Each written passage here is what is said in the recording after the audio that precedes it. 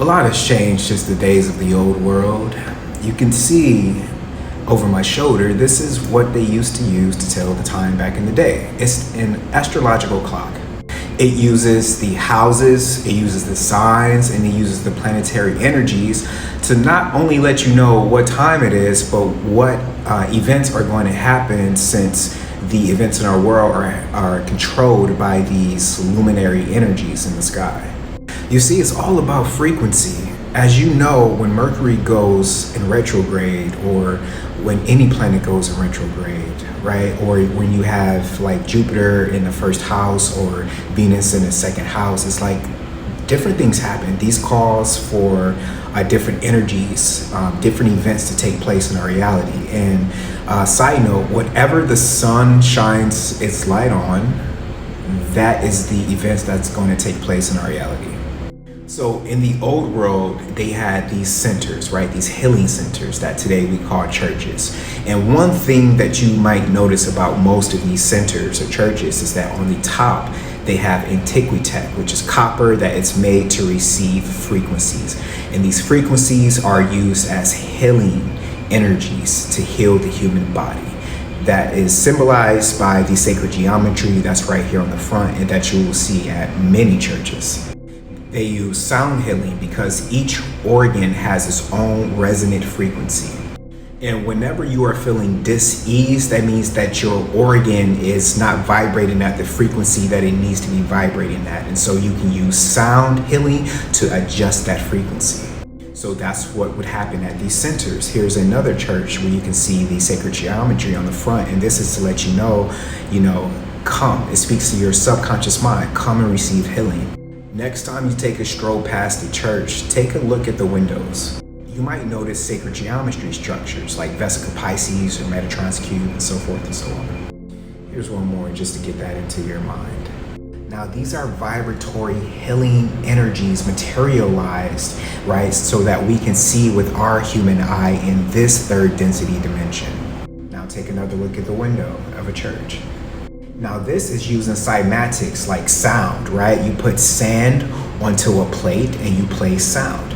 And it's going to come out looking something like this. And this is one of the secrets that's hidden from us today, that you can use sound to heal yourself. So since everything down here on this flat plane has a resonant frequency, that means everything above, like the luminary energies, also have frequency. So when they are in certain positions, like in retrograde, we are heavily affected by them. And they knew this, and this is why they knew when to heal you and what for. These are dormant memories that we can unlock. So in the same way that generational trauma could be felt, right, and passed down, memories could also be passed down, right? Your DNA could store an unfathomable amount of energy or data. So this is why you have these memories within you, but they just need to be unlocked, right? You need a code to unlock them. So about frequencies, about things that we call myths, but that are actually true. Another thing about frequency, energy, and vibrations is how they utilize this technology. And bells were used for healing, right? You might still hear in your city, like at every hour or a certain hours, you hear the bell. It has this song, right? And you can just feel it from miles away. And this is how they use these bells and these healing centers to